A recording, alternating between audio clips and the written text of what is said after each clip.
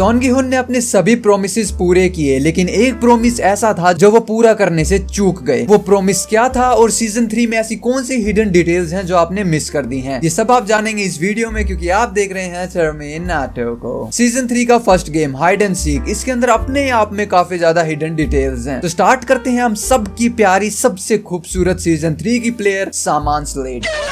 Fourth game के अंदर हमें पता लगता है कि सामान लेडी की बस की कुछ नहीं है, वो खुद भी गुम हो जाती हैं और अपने भक्तों को भी गुम करा देती हैं। वो इवेंचुअली पूरे एरिना का चक्कर काट के उसी प्लेस पे आ जाती हैं जहां से उन्हें शुरुआत करी थी। देन वो राइट पाथ चूज करती हैं जो कि एक्चुअली राइट पाथ था। हालांकि वो राइट पाथ चूज करके भी फिर से रॉन्ग दरवाजे में ही घुस गई थी, बट एक्चुअली में वो राइट पाथ था, ये चीज हमेशा से हमारी आंखों के सामने ही थी। अगर हम थोड़ा ध्यान से देखें, जब ये दो रास्ते बटते हैं तो एक्चुअली राइट वाले पाथ के ऊपर हमें स्टार्स देखने को मिलते हैं और जबकि लेफ्ट वाले पाथ पर कुछ भी नहीं। एंड फन फैक्ट, इस एपिसोड का नाम क्या था? Starry starry nights. तो हाँ, मैं कहता हूँ कि फोर्थ गेम के अंदर एक्चुअल में स्टार्स ही वो थे जो हमें सही रास्ते की तरफ लीड करते थे। जिन रास्तों के ऊपर स्टार्स नहीं थे वो हमें कभी भी सही रास्ते की तरफ नहीं लेके जाते थे। वहीं जो हमारी सामान लेडी है वो उसी फोर्थ गेम के अंदर बता देती है कि वो कितनी बड़ी ढोंगी थी। लेकिन एक सेकंड, इसी लेडी ने सीजन 1 के अंदर जुनही की तरफ में देखा एंड देन सोन गी हुन की तरफ देखा और तब उनको कहा था कि तुम जरूरत से ज्यादा जी रहे हो, तुम्हें तो अब तक मर जाना चाहिए था। कोई स्पेशल कारण है कि तुम्हें अब तक जिंदा रखा गया है और यहाँ लाया गया है। एंड गेस व्हाट, वो सीजन 3 का सबसे ही बड़ा स्पॉइलर था। तो एक्चुअली सामान लेडी सीजन 3 में डोंगी थी, मगर सीजन 2 की तो एक्चुअल सबसे खतरनाक लेडी थी। वहीं अब ये सामान लेडी गलती से मर पिट के ही सही, मगर वो सबसे पहली प्लेयर थी जिन्होंने एग्जिट डोर को ढूंढ लिया। वेल, जब वो एग्जिट डोर के पास पहुंचती हैं तो वहां पे हमें दीवार के ऊपर काफी सारे रेड हैंड्स देखने को मिलते हैं। वेल, ऐसे ही हैंड्स हमने और काफी जगह देखे थे इस एरिना के अंदर, मगर वो सभी के सभी हैंड्स कलरफुल थे। मगर यहाँ पे सभी के सभी हैंड्स रेड कलर के हैं। वेल, ये रेड कलर के हैंड्स ये दिखाते हैं कि इस जगह तक पहुंचते वक्त काफी ज्यादा प्लेयर्स एक्चुअल में जख्मी हो चुके थे और मारे जा चुके थे। जब वो मर रहे होंगे, उनकी पीठ में चाकू घोंपे जा रहे होंगे, तो उनके जो खून से सने हाथ हैं वो दीवारों पर लगे होंगे और ये रेड कलर के हैंड्स की ड्राइंग एक्चुअली उन्हीं ब्लडी हैंड्स को दर्शाती है और यही फाइनल गेट का रास्ता है, ये रेड हैंड्स दर्शाते थे। वहीं इसी गेम के अंदर एक और बहुत मासूम डेथ देखने को मिली, मेरे लिए स्पेशली एंड देहो फैंस के लिए। मैंने अपनी वीडियो में भी कहा था, आज भी कहता हूँ कि देहो मासूम थे और वेल, इस बात को मैं नहीं, खुद नेटफ्लिक्स ने जस्टिफाई कर दिया। हाँ, एक्चुअली में देहो की जो हमें सारी बैक स्टोरी दिखाई गई वो टोटली ही गलत थी। सीजन 3 के अंदर देहो के प्रति सबके मन में हेट भर दी गई जो कि गलत थी, जस्ट इसलिए क्योंकि ये नेटफ्लिक्स की गलती थी। सोन गी हुन का गेम 4 में एक ही मकसद था कि देहो को पकड़ो और उनको एलिमिनेट करो। एक वक्त आता है जब वो देहो को पकड़ ही लेते हैं एंड देन देहो कहते हैं कि वो डर गए थे और एक्चुअली उन्होंने झूठ कहा था, उन्होंने कभी भी मिलिट्री में सर्विस नहीं दी और इनके हाथ पे ये बना हुआ टैटू नकली है। वेल, ये सब हमें सुनने को मिला, मगर मैं कहूँ कि ये सब टोटली झूठ था तो क्या, एक्चुअल में ये नेटफ्लिक्स की करी हुई एक बहुत बड़ी गलती है। देहो ने रियलिटी में ऐसा कभी कुछ कहा ही नहीं था। जब एक्चुअल कोरियन लैंग्वेज को अदर लैंग्वेजेस में डब किया गया तो मतलब ही पूरा बदल दिया। एक्चुअली देहो ने कोरियन में कहा था कि वो एक सोशल सर्विस पर्सनल थे, जो कि एक different form of Korean military है, जो कि उन लोगों को सर्व करती है जो कि रेगुलर सर्विसेज नहीं दे सकते बिकॉज ऑफ फिजिकल और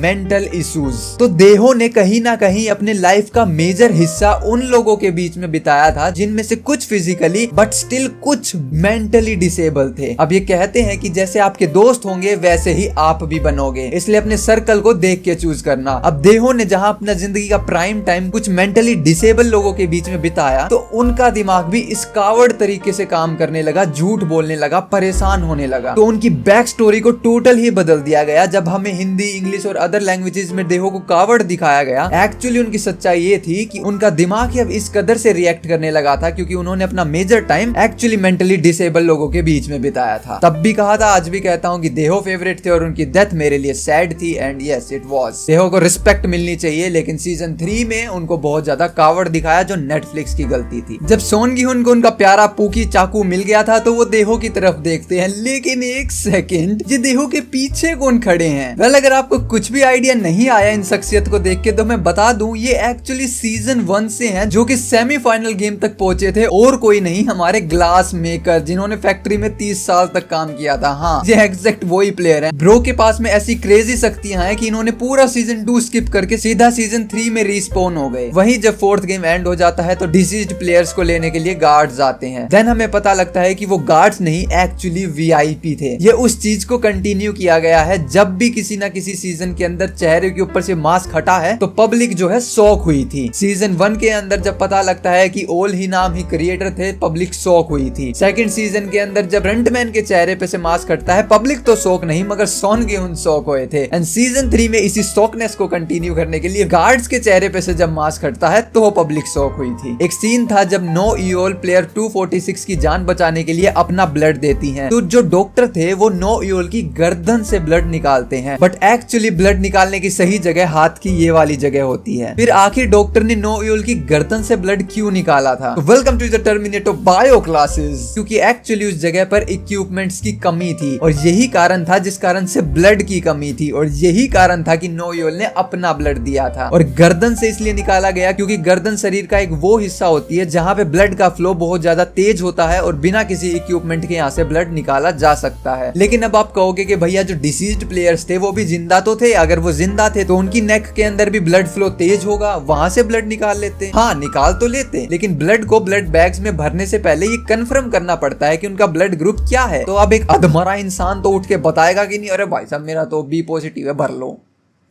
लेकिन नो ईओल ने उनको बता दिया था कि मेरा ब्लड ये है और ये डेफिनेटली यूज आएगा। जब फ्रंटमैन और सॉन गी-हुन की मुलाकात होती है तो फ्रंटमैन सॉन गी-हुन को एक बहुत प्यारा डैगर देते हैं। हालांकि वो नाइफ था, लेकिन जितना प्यारा वो था मैं उसको डैगर ही बुलाऊंगा। I mean look at this. तो इस डैगर के ऊपर एक्चुअली हम ब्लड लगा हुआ देख सकते हैं, जो ब्लड तब लगा था जब फ्रंटमैन ने फाइनल स्क्विड गेम को जीतने के लिए सभी प्लेयर्स को एलिमिनेट कर दिया था। मतलब अब ये मत पूछना भैया उस दिन के बाद से इस दिन तक इस नाइफ को धोया भी गया या नहीं। हाँ, स्क्विड गेम में जो पोछा मारते हैं उन्होंने इस नाइफ को धोया था, लेकिन थोड़ा बहुत ब्लड रह गया होगा। तो ये ब्लड यहाँ पे दिखाया गया और जानबूझ के भी दिखाया गया ताकि पता लगे कि ये नाइफ एग्जैक्टली वही नाइफ है। एंड क्या हो कि मैं कहूँ कि सीजन 3 का स्पॉइलर हमें सीजन 2 में नहीं जबकि सीजन 1 में ही दे दिया गया था। हाँ, सुन के भौचक के रह गए, मैं भी रह गया था। सीजन 1 का एपिसोड 5 जिसके अंदर हम देखते हैं कि गार्ड्स एक्चुअली एक वियर्डो रास्ते से ऊपर जा रहे थे, जिसमें नीचे वाला गार्ड ऊपर वाले से कहता है कि उसको टच मत करना, वो एक बॉम्ब है। और जिस पैसेज पे हम हैं इस वक्त, वो पैसेज एक्चुअली वीआईपीज का एस्केप पैसेज है कि अगर कल को कुछ दिक्कत हो जाती है तो इमरजेंसी के अंदर वो यहाँ से एस्केप करेंगे और उसके बाद में इस पूरी जगह को बॉम्ब से उड़ा दिया जाएगा। वेल, अब किसी भी बहुत बड़ी सीरीज मूवी के अंदर बेफिजूल में कुछ नहीं दिखाया जाता। उस चीज को दिखाएंगे ही नहीं जिसका कभी कोई यूज और पर्पस है ही नहीं। मेरे को नहीं दिखाया स्क्विड गेम में, क्यों नहीं दिखाया? क्योंकि मेरा कोई यूज एंड पर्पस ही नहीं था। तो दैट्स व्हाई कभी किसी ने सोचा ही नहीं कि उन बॉम्ब्स का यूज होने भी वाला है। एंड हियर वी गो, वही बॉम्ब सीजन 3 में फट जाते हैं। वेल, जब सॉन गी-हुन सीजन 1 को जीत के आए थे और उन्होंने कार्ड को जैसे ही एटीएम मशीन में लगाया तो उस कार्ड के ऊपर एक डेट थी जो कि थी 6/25। एक्चुअली ये सीजन 3 की रिलीज डेट थी।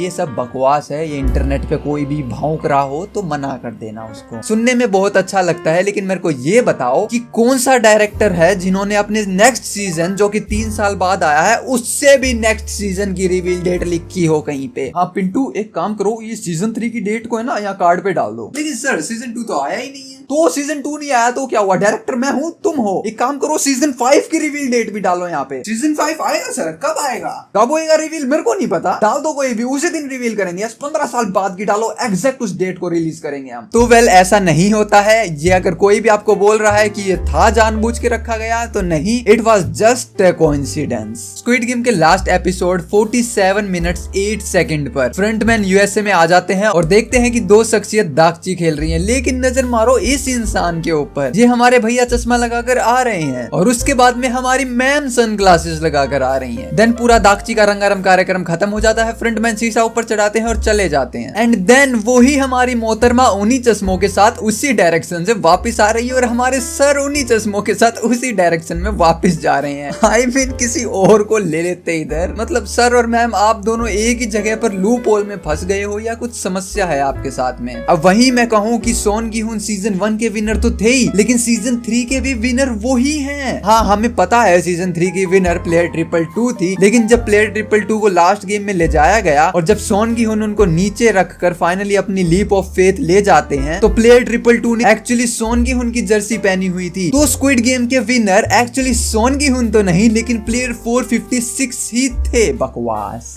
ये भी आप अगर कहीं इंटरनेट पे सुन रहे हो तो उस भैया को भी मना कर देना। अब कल को मैं सुपरमैन की चड्डी पहन के सड़कों सड़कों पे घूमने लगूंगा तो मैं सुपरमैन नहीं हो जाऊंगा। प्लेयर 222 के बेबी को भी एक्चुअली स्क्विड गेम में रजिस्टर किया गया था, क्योंकि हमारे प्यारे फ्रंटमैन भैया के चैम्बर में हजारों फाइल्स रखी हुई थी। तो बेवकूफ नहीं है स्क्विड गेम वाले। तो एग्जैक्टली सब कुछ रजिस्टर हुआ था। सुपरमैन की चड्डी पहनने से सुपरमैन नहीं बनते, तो प्लेयर 333 456 की जर्सी पहनने से प्लेयर 456 नहीं बन जाती। वही सोन ग्यून जब फाइनलिस्ट को मारने के लिए जा रहे होते हैं तो डोमेंटोरी एरिया के अंदर हमें कुछ वियर्डो से लेटर्स जो कि एक वर्ड भी बना रहे थे वो हमने लिखा हुआ देखा। एक्चुअल में वो वर्ड लैटिन भाषा में ये लिखा हुआ था कि today me and tomorrow you, जो कि रिप्रेजेंट करते हैं डेथ को, कि आज मैं मारा गया था और कल तुम भी मारे जाओगे, जो कि एक सच्चाई को रिप्रेजेंट करते हैं स्क्विड गेम की एक्चुअल मीनिंग को। वहीं हम एक्चुअली डायरेक्टर को भी उन्हीं की सीरीज के अंदर देखते हैं। वेल आप लोगों ने जरूर नोटिस कर लिया होगा, क्योंकि पिछली वीडियो में मैंने आपसे पूछा था एंड वेल कमेंट सेक्शन में आग लगा रखी है आपने। बस स्टिल जिनको नहीं पता, सीजन 3 के फाइनल एपिसोड के अंदर हम जब प्लेयर 246 की बेबी को देखते हैं तो उनके पीछे एक्चुअली हम डायरेक्टर को देख सकते हैं। ऐसे कई डायरेक्टर जानबूझ के करते हैं कि वो खुद को अपनी ही सीरीज में लाते हैं। वेल ये बहुत अच्छी बात है। जैसे स्टैन ली हम सब जानते हैं, स्टैन ली ने अपनी हर मूवी के अंदर अपना जिक्र जरूर रखा है। देख के अच्छा लगा कि कैसे जब उन्होंने अपनी डायरेक्टरी की लास्ट एपिसोड को रिलीज किया वो खुद भी वहां पर बैठे हुए थे। वहीं एक और क्रेजी डिटेल की जो हमारे डायरेक्टर थे प्यारे, उन्होंने एक्चुअली स्क्विड गेम को ब्लैक एंड व्हाइट के रूप में इमेजिन किया था। यस, इतना जो हमें स्क्विड गेम कलरफुल देखने को मिलता है, हर एरिना, हर गेम, इवन वो स्टेयर्स, रिबेलियन फाइट की जगह हर एक बहुत कलरफुल हमें स्क्विड गेम देखने को मिला है। मगर एक्चुअली इसको कलरफुल हमारे डायरेक्टर ने नहीं बनाया, बल्कि एक फीमेल आर्ट डायरेक्टर ने बनाया है जिनका नाम है चेई क्योंग सुन। इन्होंने ही स्क्विड गेम के अंदर एक्चुअली कलर्स को फिल किया था। अगर अब मैं कहूँ कि सोन गी-हुन ने अपने सभी वादों को पूरा किया, मगर स्टिल एक वादा था जो कभी वो पूरा नहीं कर पाए। हमें पता है उन्होंने अपने हर शब्द का मान रखा था। सीजन 1 में उन्होंने अपनी मॉम से वादा किया था कि मैं एक दिन बहुत पैसा लेकर आऊंगा, और वो स्क्विड गेम को जीत कर लेजिट 45.6 बिलियन वॉन्स अपने घर पे लेके आते हैं। उन्होंने अपना वादा पूरा किया, मगर सैडली उनकी मॉम इस वादे को देखने के लिए अब इस दुनिया में नहीं रही थी और वो डायबिटीज से चल बसी थी। बट स्टिल उन्होंने अपने वादे को पूरा किया। सीजन 2 में उन्होंने सेबियोक से वादा किया था कि वो उनके भाई की मदद करेंगे और उनकी मॉम को नॉर्थ कोरिया से लाने में मदद करेंगे। वेल सीजन 3 में हम देखते हैं कि एक्चुअली जो सोन गी-हुन ने पैसे दिए थे उनसे काफी मदद हुई और उनकी मॉम और उनके भाई आपस में मिल जाते हैं। सीजन 3 में उन्होंने जुन ही से और इवन दादी जी से वादा किया था कि कुछ भी हो जाए मैं इस बेबी का ध्यान रखूंगा, और इवन उन्होंने खुद की जान गंवा दी सिर्फ अपने वादे को निभाने में। इतना महान इंसान जिन्होंने अपनी खुद की जान दे दी सिर्फ अपने वादे को पूरा करने में, एक्चुअली कैसे उन्होंने अपने एक वादे को पूरा नहीं किया? वो वादा था सीजन 2 की शुरुआत का। एयरपोर्ट पे अपनी डॉटर से बात कर रहे थे कि मैं वादा करता हूँ कि तुमसे बहुत जल्दी मिलने आऊंगा और तुम्हारे लिए एक बहुत बड़ा और प्यारा प्रेजेंट भी लाऊंगा। वेल सोन गी-हुन ने एक प्रेजेंट तो जरूर भिजवाया अपनी डॉटर के लिए, मगर वो खुद कभी उनसे मिलने नहीं जा पाए। स्क्विड गेम हमेशा के लिए एंड हो जाती है, मगर हमारे दिलों में हमेशा जिंदा रहेगी। वेल अब इसी के ऊपर आप कहोगे कि भैया स्क्विड गेम का सीजन 4 भी आने वाला है, द स्क्विड गेम यूएस से। उसके बारे में एक पर्टिकुलर डिटेल्ड वीडियो बहुत जल्दी आएगी इस चैनल के ऊपर। अगर अभी तक इस वीडियो को देख रहे हो तो कमेंट कर देना स्क्विड गेम 5, जिससे मैं समझ जाऊं आप इस वीडियो को यहाँ तक देख रहे थे। तो जल्दी से सब्सक्राइब कर दो। मैंने पिछली वीडियो में कहा था हमारा एम है 60,000 सब्सक्राइबर मंथ एंड से। एक हफ्ता भी नहीं लगने दिया आपने। एक वो वीडियो थी एंड आज ये वीडियो आ रही है, इसके बीच के अंदर थोड़े से दिन थे। We are I think like 65,000 something currently. Bro thank you so much इतना प्यार सपोर्ट दिखाने के लिए। मेरी शॉर्ट्स ऑडियंस को भी शुक्रिया जो कि एक्चुअली सब्सक्राइबिंग के अंदर बहुत ज्यादा प्यार मोहब्बत दिखाती है, बट वो मेरे प्यारी ऑडियंस शायद लॉन्ग वीडियोस को नहीं देखती क्योंकि यूट्यूब का एल्गोरिथम काइंड ऑफ ऐसा वर्क करता है। बट एक्चुअली इस वीडियो के ऊपर कोई ऐसा है जिन्होंने फर्स्ट टाइम टर्मिनेटर को एज ए शॉर्ट वीडियो के अंदर देखा था एंड वहां सब्सक्राइब किया था, तो कमेंट सेक्शन के अंदर प्लीज उस बात का जिक्र करना। मिलते हैं नेक्स्ट वीडियो में। जल्दी से सब्सक्राइब कर दो, बिना सब्सक्राइब किए आप जा नहीं सकते क्योंकि आप देख रहे थे टर्मिनेटर को। पीस।